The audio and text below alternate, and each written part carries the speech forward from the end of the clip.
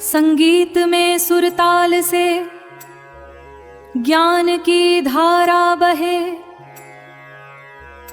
नाद ब्रह्म की चेतना से जीवन अविरल चलता रहे। नमस्कार, चलिए आज एक ऐसे सफर पर निकलते हैं जो सुरों से होकर गुजरता है भारतीय शास्त्रीय संगीत की दुनिया में। ये सिर्फ संगीत नहीं, ये तो भावनाओं और ध्यान की एक गहरी नदी है। तो आइए इस सफर की शुरुआत करते हैं। योऽयं ध्वनि विशेषस्तु स्वरवर्ण विभूषितः रंजको जनचित्तानां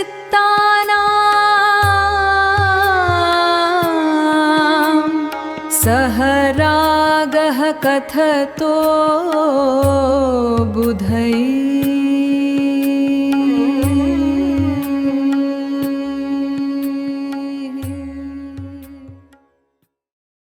योऽयं ध्वनि विशेषस्तु स्वर वर्ण विभूषितः रंजको जनचित्तनां सह रागः कथतो बुद्धैः। बृहदेशी तृतीयोऽध्यायः श्लोकः 264। देखिए, हजारों साल पहले ही कितनी खूबसूरत बात कही गई थी, रंजयति इति रागः। इसका मतलब है जो मन को रंग दे वही राग है। तो सोचिए, ये सिर्फ कुछ सुर नहीं है, ये वो रंग हैं जो हमारी भावनाओं के कैनवास को भरते हैं। और मन को रंगने की ये ताकत आज भी उतनी ही सच्ची है ना? संगीत सिर्फ कानों को अच्छा लगने के लिए नहीं होता, ये तो हमारे अंदर के विकास का, खुद को और बेहतर तरीके से जानने का एक जरिया है। असल में जब हम संगीत सीखते हैं तो ये हमारी सामाजिक और भावनात्मक समझ को बहुत गहरा कर देता है। मतलब हम सिर्फ गाना बजाना नहीं सीखते, हम अपनी भावनाओं को पहचानना सीखते हैं, उन्हें समझना और संभालना सीखते हैं। स्वागत है संगीत की अद्भुत दुनिया में, जहां स्वर, ताल और भावनाएं मिलकर जादू रचते हैं। और ये सब होता कैसे है? संगीत सीधे सीधे हमारी 5 जरूरी स्किल्स पर काम करता है। पहली, खुद को जानना। दूसरी, अपने मन को संभालना। तीसरी, दूसरों को समझना। चौथी, रिश्ते निभाने की कला। और 5वीं, जिम्मेदारी से फैसले लेना। ये वो गुण हैं जो हमें जिंदगी में हर कदम पर मदद करते हैं। तो चलिए संगीत की इस बड़ी दुनिया से अब जूम इन करते हैं भारतीय शास्त्रीय संगीत की खास दुनिया पर। ये अपने आप में एक बहुत ही विकसित, बहुत ही गहरी व्यवस्था है।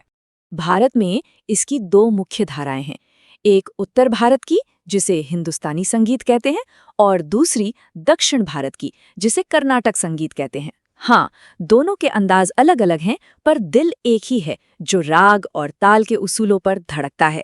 तो ये राग आखिर है क्या? राग इस संगीत की आत्मा है। ये बस कुछ सुरों का ऊपर नीचे जाना नहीं है, बल्कि ये तो एक इमोशनल फ्रेमवर्क है। हर राग की अपनी एक अलग पर्सनालिटी होती है, उसका अपना एक मूड होता है, एक कहानी होती है। और अगर राग आत्मा है तो फिर ताल क्या है? ताल है उस संगीत की धड़कन। ये एक रिदम का साइकिल है जो संगीत को एक ढांचा, एक ठहराव देता है। ये वो जमीन है जिस पर कलाकार अपनी कल्पना के पंख फैलाता है। आइए अब राग की दुनिया में थोड़ा और गहरा उतरते हैं। According to Matanga Muni, the sound that pleases the mind is called raga. और ये महसूस करने की कोशिश करते हैं कि ये कैसे अलग-अलग माहौल और इमोशंस पैदा करता है। पता है, हर राग का एक खास व्यक्तित्व होता है। मिसाल के तौर पर राग भैरव को सुनिए। अरुणोदय की लाली छाई, कमल दल पर ओस मुस्काई, ध्यान मग्न हो मनवा गाए, शिव शंकर सब सृष्टि समाए। आपको सुबह की शांति, एक ठहराव और भक्ति का एहसास होगा। और वहीं दूसरी तरफ राग देश को सुनिए, उसमें आपको मॉनसून की हल्की फुहारों जैसी चंचलता और एक रोमांटिक एहसास मिलेगा। देखो कारे खुशबू लाए। याद तुम्हारी जब मन में आई, रिमझिम बूंदों ने प्रीत जगाई।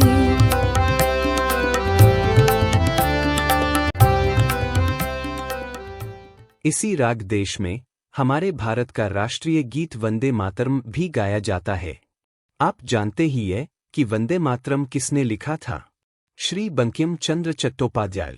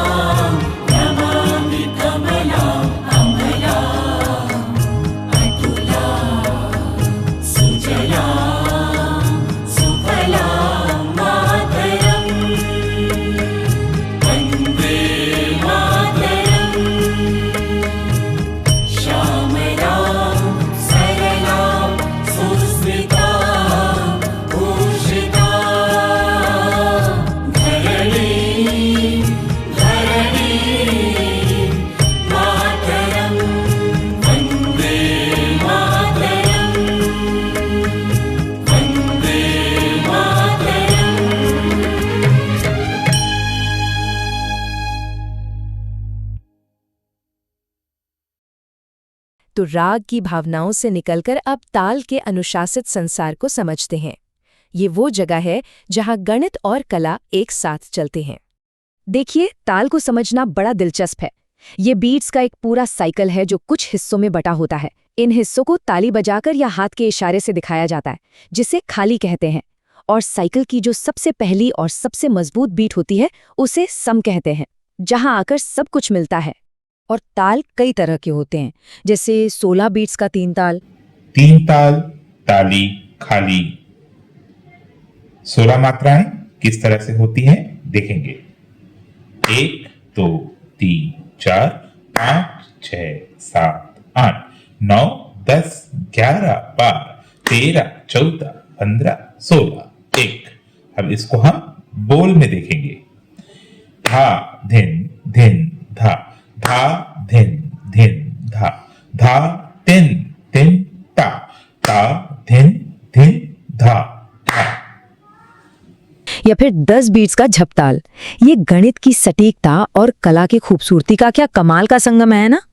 तो अब संगीत की इन गहरी बातों को वापस जोड़ते हैं उन फायदों से जो इन्हें सीखने से हमारी जिंदगी में आते हैं। जरा सोचिए, एक ग्रुप में सब मिलकर गा या बजा रहे हैं। जब कोई ग्रुप में परफॉर्म करता है तो उसे एक दूसरे को बहुत ध्यान से सुनना पड़ता है ना।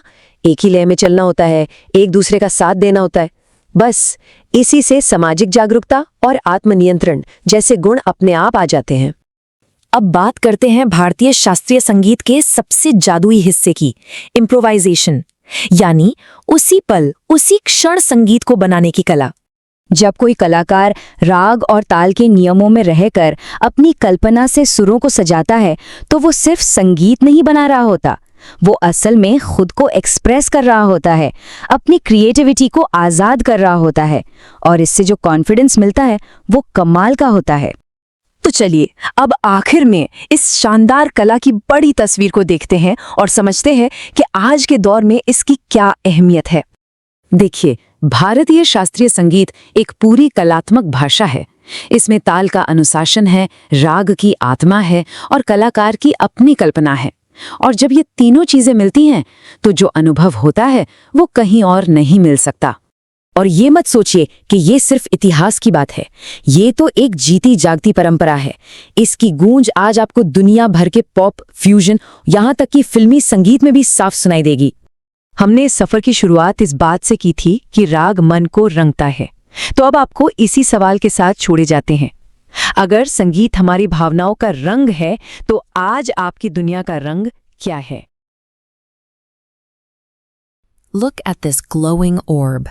Notice how it emits energy in a steady, unbroken pulse. Before we even pick up an instrument or sing a note, music begins with this simple concept: an underlying heartbeat. In the Indian classical tradition, this steady pulse is called laya. When you organize that pulse into a specific repeating meter, it becomes chand. Together, they form the mathematical DNA of every composition, turning a raw heartbeat into a structured framework. We can see this structure in early sacred texts. This is the Omkaram Shloka. If you read the Sanskrit verses, Om Ka Ram Bindu Samyuktam. ओंकारं बिंदु संयुक्तं नित्यं ध्यायति योगिनः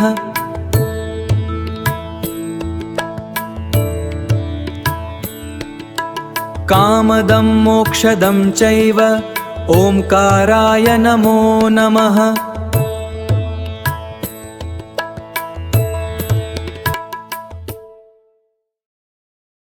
You'll notice the syllables naturally divide into patterns of 4. The text itself dictates the rhythm. Today, we are going to take those abstract mathematical patterns and turn them into a physical performance. Step by step, we will learn how to execute an 8-beat cycle known as Aditala. By internalizing this cycle, you build a physical structure that connects your performance directly to the precise mathematical vibrations found in those early chants. Aditala translates to primary rhythm. It is a continuous loop of 8 beats, and musicians use it as the structural anchor for both vocal and instrumental performances. To play it, you only need your hands. Let's look at the first 4 beats of the cycle. We start with a single downward clap on beat 1, then tap our fingers sequentially against our palm, little finger, ring finger, and middle finger. The final 4 beats are simpler. For beats 5 through 8, we alternate between a palm down clap and a palm up wave. So that sequence is clap, wave, clap, wave. When we put it all together, we get a continuous circular journey. This graphic shows the full loop: 1, 2, 3, 4, 5, 6, 7, 8. Then it immediately restarts. The most common mistake here happens right after the first clap. People often try to count with their index finger first. Remember the strict order: clap, little finger, ring finger, middle finger. Let's do 2 slow, full repetitions together to lock in that muscle memory. Ready? Clap, little, ring, middle. Clap, wave, clap, wave. And again, clap, little, ring, middle. Clap, wave, clap, wave. These hand gestures function as a visual metronome. By assigning a physical movement to each beat, a musician navigates complex rhythms without needing a mechanical device to keep them on track. Now that our hands know the grid, we need to add our voice. In Carnatic music, we use a rhythmic language called kumakal to turn these abstract pulses into articulate speech. This grid aligns the 8 hand gestures we just learned with 8 specific syllables. The first half is taka di mi, mapping to the clap and 3 fingers. The second half is taka ja nu, mapping to the claps and waves. Demonstration of Aditalam. Aditalam, 8 matras, 32 aksharas. Takka dimmi, takka dimmi, takka dimmi, takka dimmi, takka dimmi, takka dimmi, takka dimmi, takka dimmi, takka dimmi, takka dimmi, takka dimmi, takka dimmi, takka dimmi, takka dimmi, takka dimmi, takka dimmi. Notice the hard consonants T, K, D, M. These act as sharp attacks. They force your mouth to create a distinct percussive sound that helps you perfectly align your voice with the physical strike of your hands. We can easily swap out these percussive syllables for melody. Instead of konakol, we can use swaras, the basic musical notes of the Indian scale. Sa, re, ga, ma, pa, da, ni, sa. Let's try singing those notes. The sargam in teen tal is as follows. Sa re sa ga re ga ma ga sa ga re ga ma. This is row number 1. We now move on to row number 2.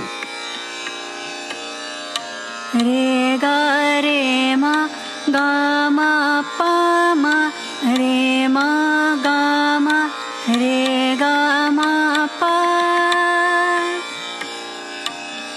Now row number 3.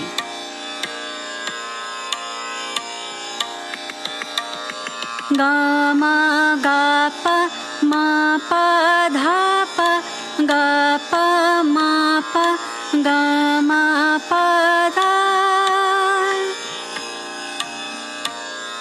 Now row number 4. Ma pa ma dha pa dha ni dha ma dha pa dha ma pa dha ni. Now the 5th row.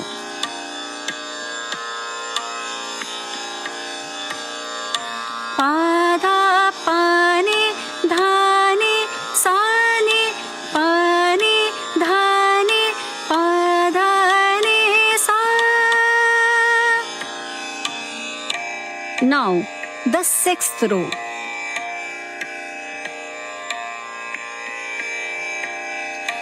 Sa ni sa dha ni dha pa dha sa dha ni dha sa ni dha pa.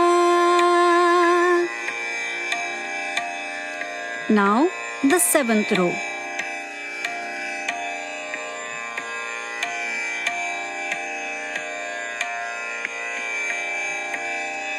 Ni dha ni pa dha pa ma pa ni pa dha pa ni dha pa ma.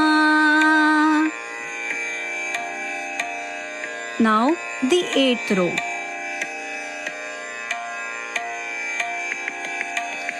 Dha pa dha ma pa ma ga ma dha ma pa ma dha pa ma ga.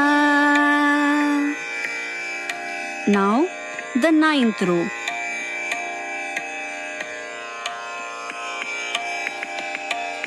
Pa ma pa ga ma ga re ga pa ga ma ga pa ma ga re.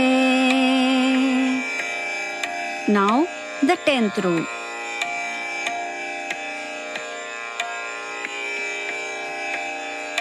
मा गा मा रे गा रे सा रे मा रे गा रे मा गा रे सा.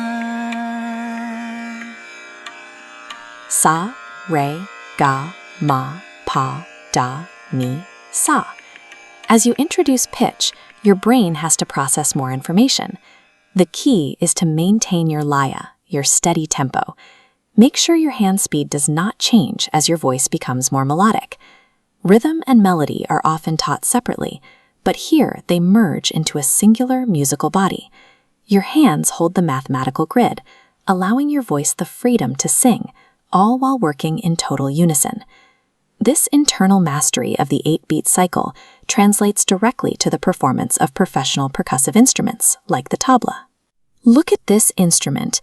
It consists of 2 distinct drums, the wooden dayan on the right for treble and the metal bayan on the left for bass.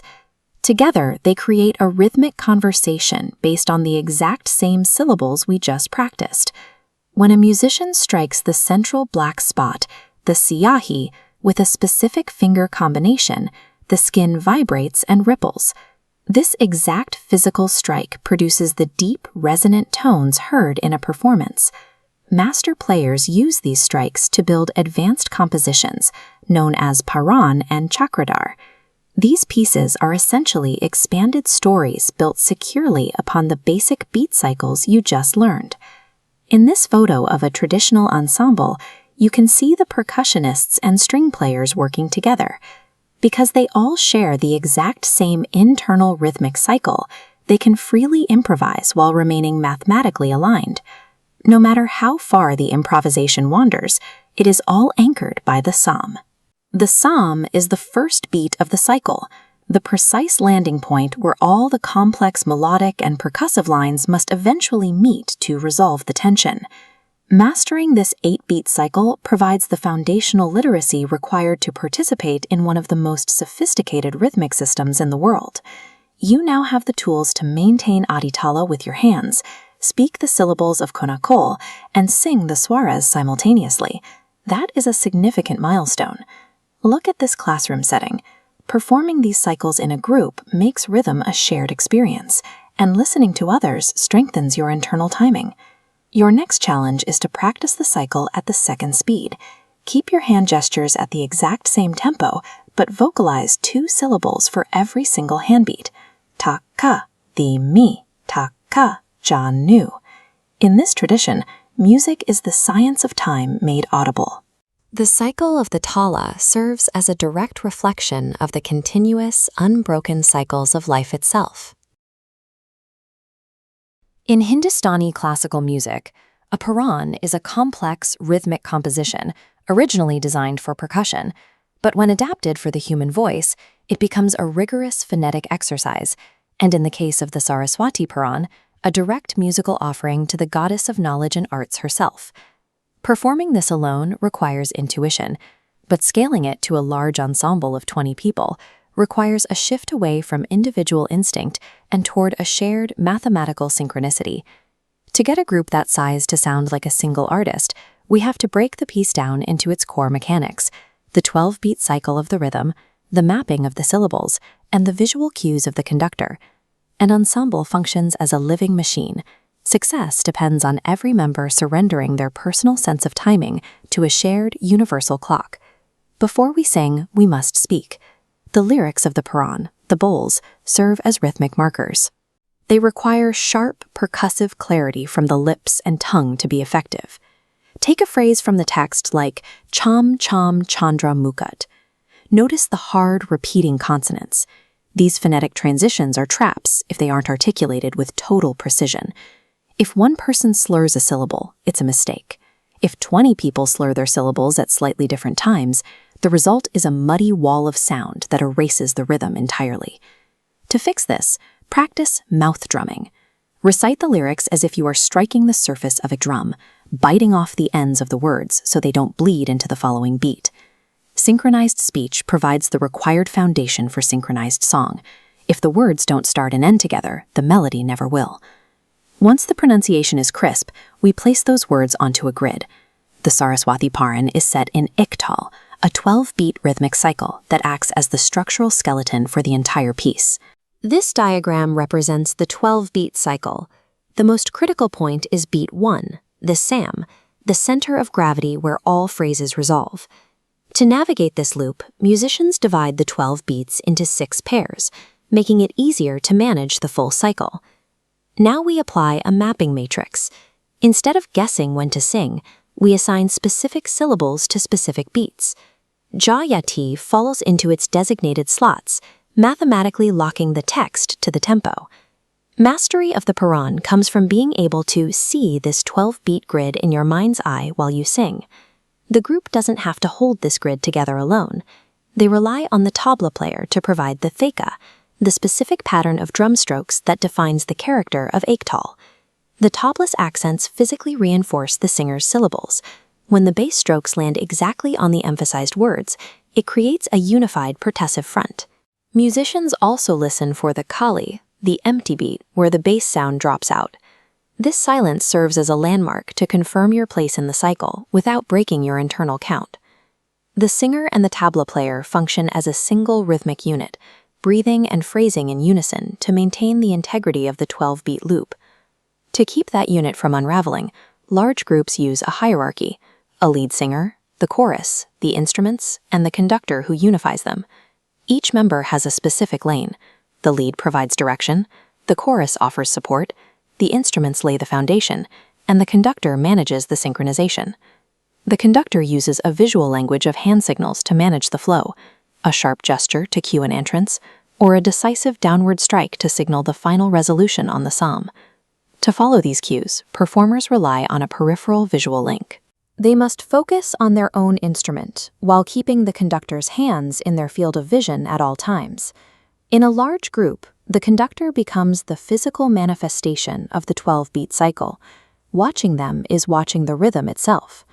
With crisp phonetics and attention locked on the conductor, 20 people can execute the Saraswati Paran with the surgical precision of a single artist.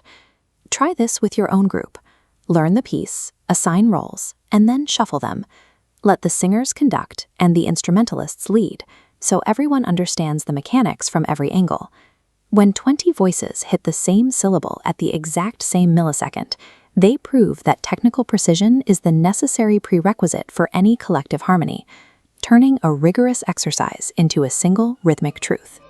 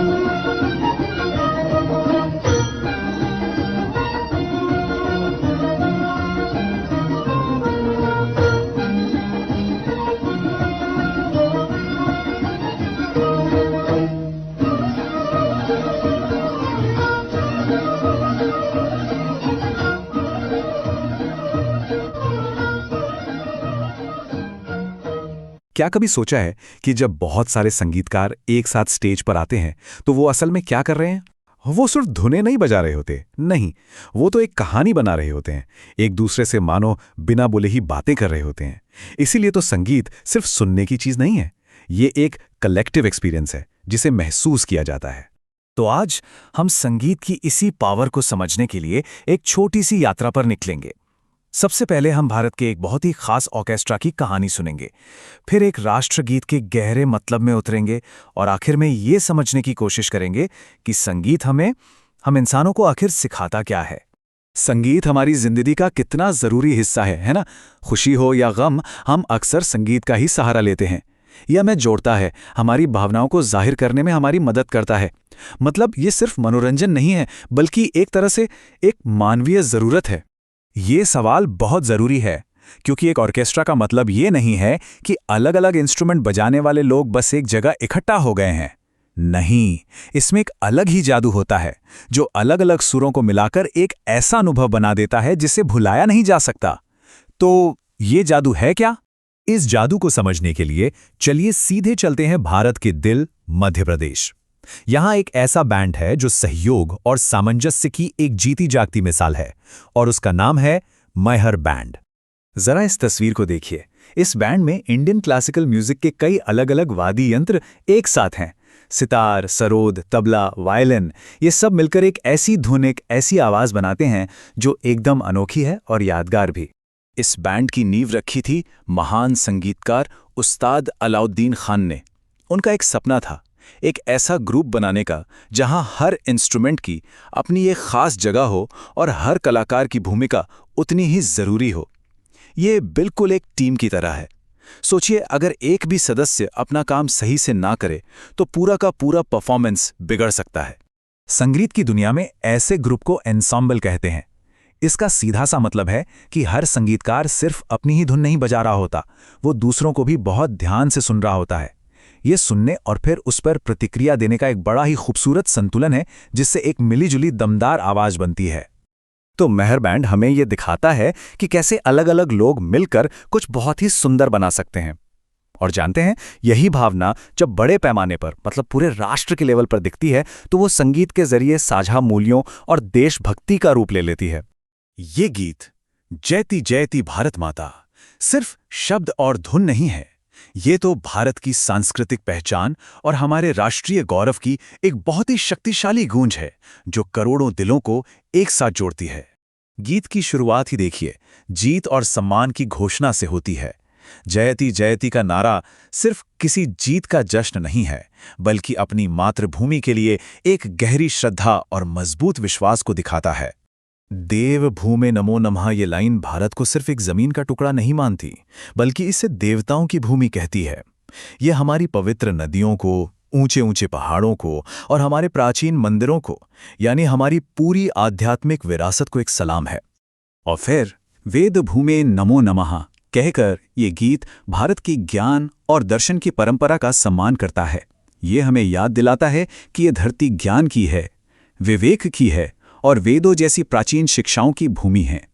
तो हमने देखा कि Maihar band में coordination कैसे काम करता है और कैसे एक गीत सबकी भावनाओं को जाहिर करता है।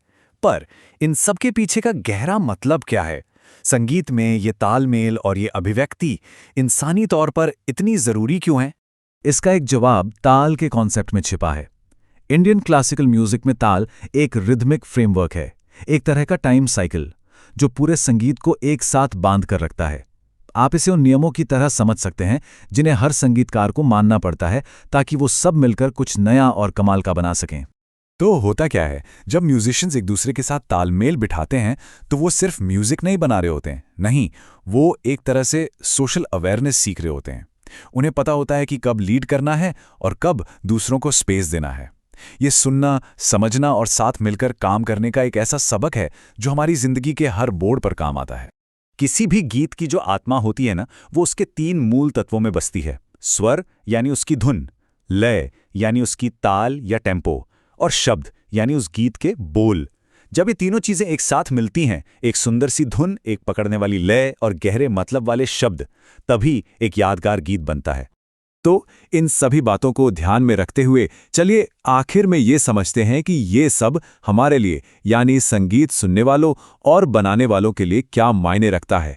अगली बार जब कोई गाना सुने तो सिर्फ उसकी धुन पर ही ध्यान मत दीजिए, उसके शब्दों की खूबसूरती को महसूस करने की कोशिश कीजिए, उसकी लय को पहचानिए और ये सोचिए कि संगीतकार आपको क्या महसूस कराना चाहता है। संगीत से जुड़ना एक खोज की तरह है जो हमारी जिंदगी को और भी गहरा बना सकती है। तो चलिए इस बातचीत को एक सवाल पर खत्म करते हैं। अगर म्यूजिक, संगीत सच में एक भाषा है तो ये भाषा हमें सिखा क्या रही है? शायद ये सिर्फ एंटरटेनमेंट से कहीं ज्यादा कुछ सिखा रही है। शायद ये हमें एक साथ आना, एक दूसरे को सुनना और जुड़ना सिखा रही है, वो भी सबसे खूबसूरत तरीके से। नमस्कार, आज हम एक बहुत ही खास सफर पर निकलने वाले हैं। एक संगीतमय यात्रा जो हमें सीधे भारतीय संगीत के दिल तक ले जाएगी। हम ये समझेंगे कि कैसे एक साधक, मतलब एक सीखने वाला, अपने रियाज के दम पर एक कलाकार बन जाता है। तो चलिए शुरू करते हैं। तो सवाल ये है कि आखिर वो क्या चीज़ है जो सिर्फ अभ्यास को एक शानदार परफॉर्मेंस में बदल देती है, और कैसे सिर्फ कुछ ध्वनियां मिलकर संगीत बन जाती हैं। ये सिर्फ तकनीक की बात नहीं है, नहीं, ये एक गहरी समझ की बात है, और आज हम इसी राज से पर्दा उठाएंगे। देखिए, किसी भी सफर पर निकलने से पहले ये जानना जरूरी होता है कि हम अभी हैं कहाँ। ठीक वैसे ही संगीत की इस यात्रा की शुरुआत भी खुद को समझने यानी अपने मूल्यांकन से होती है। संगीत की दुनिया में असेसमेंट या मूल्यांकन का मतलब किसी परीक्षा से डराना बिल्कुल नहीं है। इसका असली मकसद तो ये समझना है कि एक स्टूडेंट को कहाँ मदद की, कहाँ सहारे की जरूरत है। ये एक लगातार चलने वाली प्रक्रिया है जो आपको बेहतर बनाने में मदद करती है, ना कि आप पर कोई जजमेंट पास करती है। तो किन चीज़ों पर ध्यान दिया जाता है? भाई, सबसे पहले तो आवाज़ की रेंज और उसका लचीलापन, मतलब आवाज़ कितनी दूर तक और कितनी आसानी से जाती है। फिर आती है राग की समझ और ताल पर पकड़ कितनी मजबूत है। और हाँ, सिर्फ अकेले अच्छा गाना ही काफ़ी नहीं होता, ग्रुप में दूसरों के साथ तालमेल बिठाने की काबिलियत और मंच पर अनुशासन, ये भी उतना ही ज़रूरी है। ये सब मिलकर ही एक कलाकार का रास्ता तैयार करते हैं। चलिए, अब भारतीय शास्त्रीय संगीत की बुनियाद यानी राग और ताल की दुनिया में कदम रखते हैं। ये किसी भी संगीत साधक के सफर के सबसे अहम पड़ाव है। इस स्लाइड को देखिए, ये भारतीय संगीत की आत्मा है। एक तरफ है राग, जो संगीत का इमोशनल हिस्सा है, उसका दिल है, ये रस यानी भावनाओं से जुड़ा है। और दूसरी तरफ है ताल, जो संगीत का शरीर है, उसकी धड़कन, ये गणित और क्रिएटिविटी का एक कमाल का संगम है। और राग की दुनिया बनती है स्वरों से, सा, रे, ग, म, प, ध, नी। ये सिर्फ नोट्स नहीं है, ये तो संगीत की इमारत की ईंटें हैं। जैसे मंद्र सप्तक का अभ्यास होता है, मतलब आवाज के निचले सुरों को साधना, तो हम इन्हीं स्वरों का इस्तेमाल अपनी आवाज की रेंज और गहराई को बढ़ाने के लिए करते हैं। और ताल के लिए हमारे पास कोन्नक कोल है, जो लय की एक बहुत ही अनोखी भाषा है। जरा इस टेबल को देखिए, एक ही बोल है, थक धीमे थक झनू, पर कैसे उसे अलग अलग स्पीड में अभ्यास करके लय पर पकड़ बनाई जा सकती है। ये संगीत और गणित का एक बहुत ही खूबसूरत तालमेल है। और जब ये लय वाले बोल यानी ये कोनक कोल किसी साज से मिलते हैं तो जादू हो जाता है। तबला इन बोलों को एक जीती जागती धड़कन में बदल देता है, जो हिंदुस्तानी संगीत की पहचान है। तो अब तक बात थी अकेले रियाज करने की। अब जरा आगे बढ़ते हैं और समझते हैं कि दूसरों के साथ मिलकर संगीत बनाने की कला क्या होती है। सामंजस्य, जिसे हम हार्मनी भी कहते हैं, उसका सीधा सा मतलब है जब अलग अलग सुर एक साथ मिलकर एक प्यारी सी धुन बनाते हैं। लेकिन असल में ये उससे कहीं ज्यादा है। ये एक दूसरे को सुनने, तालमेल बिठाने और साथ मिलकर कुछ ऐसा बनाने की कला है जो कोई अकेला इंसान नहीं बना सकता। तो इसका अभ्यास होता कैसे है? बहुत ही आसान तरीका है। सबसे पहले पूरा ग्रुप एक साथ एक ही धुन गाता है। फिर ग्रुप को 2 हिस्सों में बांट दिया जाता है और हर हिस्से को एक अलग धुन दी जाती है। और असली जादू तब होता है जब दोनों हिस्से एक साथ अपनी अपनी धुन गाते हैं और ये अलग अलग आवाजें मिलकर संगीत की एक खूबसूरत धारा बन जाती हैं। एक बेहतरीन संगीतकार बनने के लिए सिर्फ सुर और ताल का ज्ञान ही काफी नहीं है। इसके लिए एक खास तरह की सोच, एक अनुशासन और अपनी परंपरा के लिए गहरा सम्मान भी चाहिए। ये जो बात लिखी है, ये भारतीय शास्त्रीय संगीत के पीछे की गहरी सोच को दिखाती है। यहाँ कलाकार खुद को संगीत बनाने वाला नहीं, बल्कि सिर्फ एक जरिया मानता है। ये विनम्रता ही किसी भी परफॉर्मेंस की जान होती है। और ये सम्मान सिर्फ सोच में नहीं, बल्कि व्यवहार में भी झलकता था।